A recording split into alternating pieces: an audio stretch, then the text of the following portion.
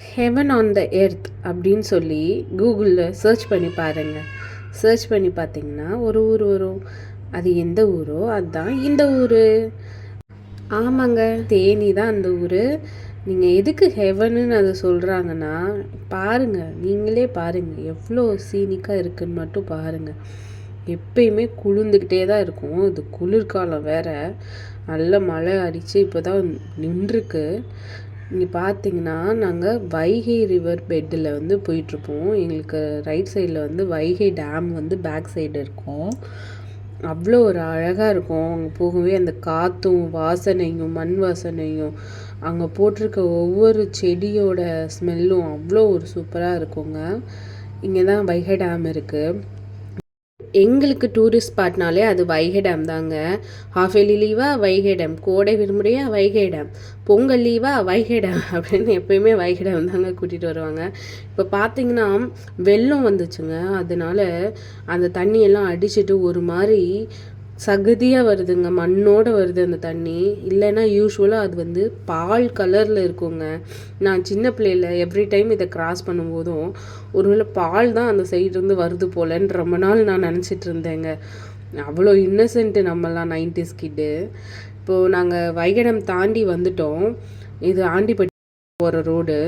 மழையெல்லாம் பெய்ய ஆரம்பிச்சிருச்சுங்க. ஸோ மழை பெய்யறதுனால என்ன பண்ண போகிறோம்னு யோசிச்சுட்டே போயிட்டு இருந்தோம். குட்டி தம்பிக்கு மொட்டை போடணும் இல்லையா, அதுக்கு தாங்க யோசிச்சுட்டே இருந்தோம். மொட்டை போடும்போது மழை வந்துடுச்சுன்னா என்ன பண்ணுறதுன்னு. ஸோ ரோடே தெரியாத அளவுக்கு மழை பெய்ய ஆரம்பிச்சிருச்சு. இதுதான் ஆண்டிப்பட்டிங்க. ஆண்டிப்பட்டி வந்து எப்பயுமே ரஷ்ஷாக தாங்க இருக்கும். ஏன்னா சுற்றுப்பட்டு எல்லா கிராமத்தில் இருக்கும்போதும் இங்கே தான் வந்து பர்ச்சேஸ் பண்ணுவாங்க. கடைகளுக்கு பர்ச்சேஸ் பண்ணுறது, பர்சனலாக பர்ச்சேஸ் பண்ணுறது எல்லாரும் இங்கே தான் அவங்க வந்து பண்ணுவாங்க. இதுதான் ஒரு பெரிய டவுன் மாதிரியே சுற்றி இருக்கிற இடத்துல. ஸோ வந்து எப்பயுமே ரஷ்ஷாக தான் இருக்கும். இது தீபாவளி டைம்னால செம்ம ரஷ்ஷுங்க. அங்கே போகவே முடியல. டிராஃபிக் அப்படியே அணிவகுத்து நின்றுட்டு இருந்துச்சு எல்லா வெஹிக்கிள்ஸும். ஸோ போகிறதே கொஞ்சம் கஷ்டமாக தாங்க இருந்தது. இந்த மழைன்றதுனால இன்னமுமே டிராஃபிக் அதிகமாகிடுச்சுன்னு நினைக்கிறேன். மீன்வைல் என் அப்பாவும் என் பையனும் சைடில் உட்காந்து விளையாண்டுட்டு இருந்தாங்க. இங்கே என்ன கேம் விளாண்டாங்கன்னு கடைசி வரைக்கும் எங்களால் கண்டே பிடிக்க முடியல. அப்படி ஒரு கேம் விளாண்டுட்டு இருந்தாங்க. ஏதோ கடை பேராக சொல்லி என்னென்ன வருதோ அது கடையாம், ரயில் கடையாம், ரயில்வே ட்ராக்கு கடையாம், என்னென்னமோ சொல்லி விளையாண்டுட்டு இருந்தாங்க. யாருக்கு வந்து வேர்ட்ஸே இல்லாமல் போகுதோ அவங்க தோற்று போகிற மாதிரியாம்.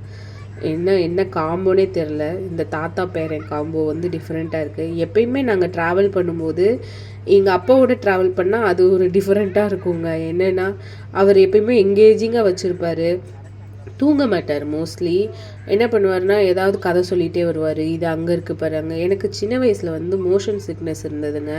ஸோ எங்கே ட்ராவல் பண்ணாலும் வாமிட்டிங் சென்சேஷன் இருக்கும். ஸோ அப்பா வந்துட்டார்னா எனக்கு அன்றைக்கி இருக்காதுங்க. ஏன்னா அவர் எனக்கு பேச்சு கொடுத்துக்கிட்டே இருப்பார், என்னை டிஸ்ட்ராக்ட் பண்ணிக்கிட்டே இருப்பார். இங்கே பாரு அங்கே பாரு அந்த மாதிரி. சின்ன வயசில் ஃபுல்லாக அப்பா கூட ட்ராவல் பண்ணுறதுனாலே ஒரு ஜாலியாக தான் இருக்கும். நான் அதனால் அது அப்படியே என் பையன்கிட்ட பார்த்தேங்க. இப்போது என் பையனுக்கும் அதே இருக்குது. பட் அவங்க தாத்தா கூட பேசிக்கிட்டே வந்ததுனால அவன் அதை ஃபுல்லாகவே மறந்துட்டான். இப்போ நாங்கள் வந்து ஆண்டிப்பட்டி கனவா ஏற போகிறோங்க. இது வந்து எனக்கு ஸ்பெஷல் பிளேஸுங்க. ஏன்னா அப்போ வந்து ஒரு ஒரு நேச்சுரல் பாஸ், மவுண்டெயின் பாஸ்லாம் நான் பார்த்ததே கிடையாது.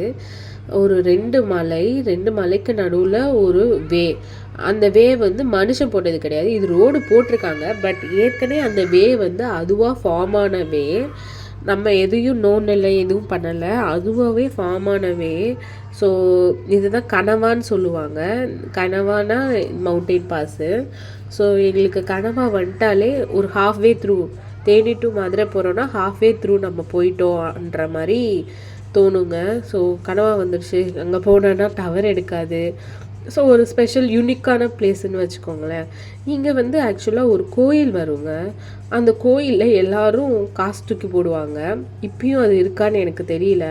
ஆனால் நான் சின்ன பிள்ளையில் இருக்கும்போது, நான் காலேஜ் போகிற வரைக்குமே எல்லாருமே காசு தூக்கி போட்டுட்டு தான் இருப்பாங்க.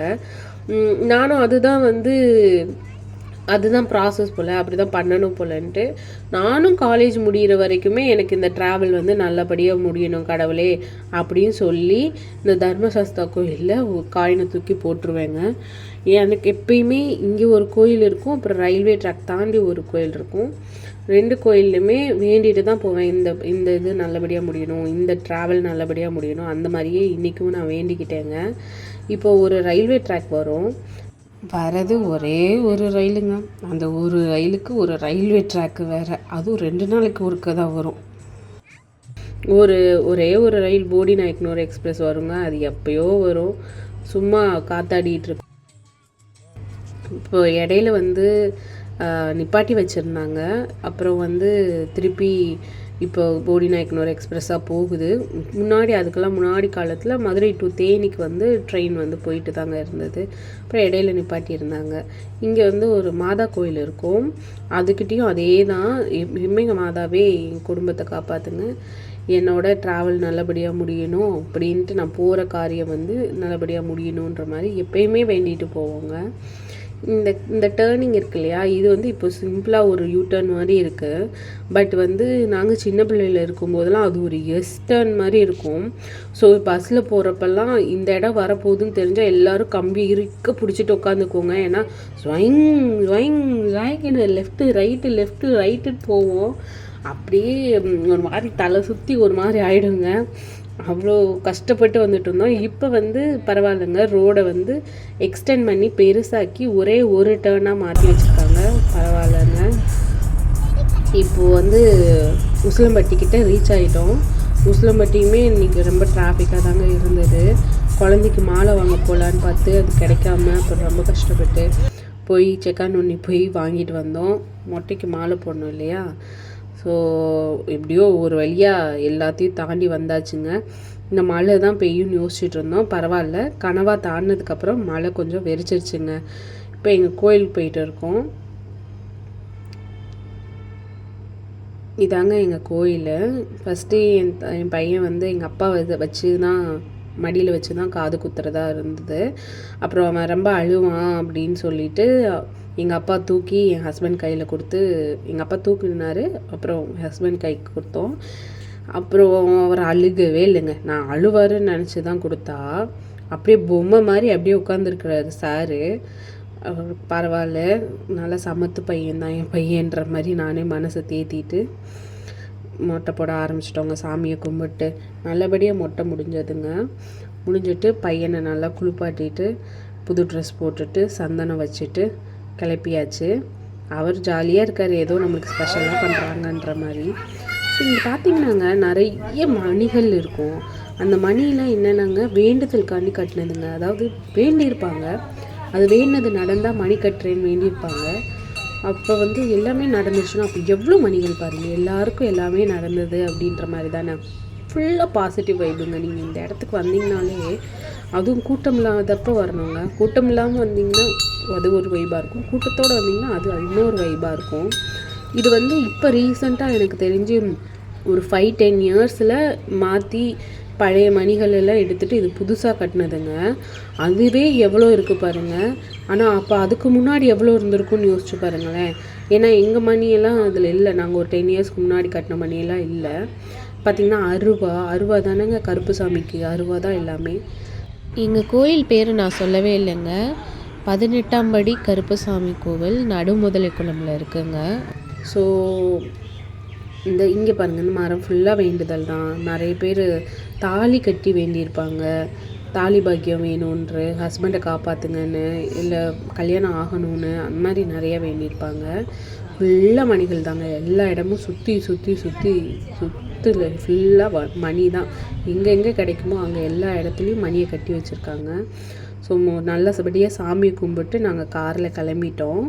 காரில் கிளம்பும்போது எங்கள் கோயிலுக்கு வெளியவே சைடில் கம்மா இருக்குங்க. இந்த முதலைக்குளம் கம்மாயின்னு நீங்கள் யூடியூப்பில் அடிச்சிங்கனாலே அவ்வளோ ஒரு நிறைய வீடியோஸ் வரும். ஏன்னா அது ஒரு ஃபேமஸ்ஸு மீன்பிடி திருவிழான்னு சொல்லி மீன்பிடி திருவிழாலாம் நடத்துவாங்க, வருஷத்துக்கு ஒரு தடவை நடத்துவாங்க. ஸோ அது வரைக்கும் அவ்வளோவா மீன் பிடிக்க மாட்டாங்க. அன்றைக்கி வந்து ஊரே இறங்கி 4-5 ஊர் சேர்ந்து இறங்கி மீன் பிடிப்பாங்க. இது வந்து எங்களோட இந்த சோர்ஸ் கோயில்னு சொல்லுவாங்கள்ல, குலதெய்வம் கோயிலே சோர்ஸ் ஒரு இடத்துல இருக்கும், அதிலேருந்து மண் எடுத்து போய் வச்சு இன்னொரு கோயில் வச்சுருப்பாங்க, அதுதான் அந்த கோயில். இந்த கோயில் தான் சோர்ஸ் கோயில். ஸோ அங்கே வந்து ஒரு தடவை சாமி கும்பிட்டு சுற்றி எல்லாத்தையும் பார்த்துட்டு எல்லாமே பசங்களுக்கு காமிச்சிட்டு, அவங்களுக்கு இந்த முள்ளிலெல்லாம் நடந்து பழக்கமே கிடையாது, அது எல்லாத்தையும் காமிச்சு கூட்டிகிட்டு நல்லபடியாக மொட்டையை போட்டுட்டு வீட்டுக்கு கிளம்பியாச்சுங்க.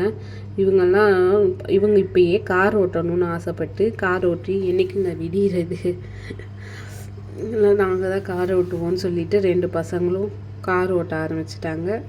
நல்லபடியாக இனிதே நடைபெற்று முடிந்தது எங்கள் மொட்டை எடுக்கும் ஃபங்க்ஷனுங்க. தேங்க்யூ ஃபார் வாட்சிங். முடிஞ்ச அளவுக்கு ஷேர் பண்ணுங்கள், கமெண்ட் பண்ணுங்கள். உங்களுக்கு இதை பற்றி, இந்த கோயில் பற்றி, மொட்டை எடுக்கிறத பற்றி, தேனியை பற்றி ஏதாவது தெரிஞ்சிச்சுன்னா அதை கமெண்ட் பண்ணுங்கள், எங்களுக்கும் ஷேர் பண்ணுங்கள். தேங்க்யூ.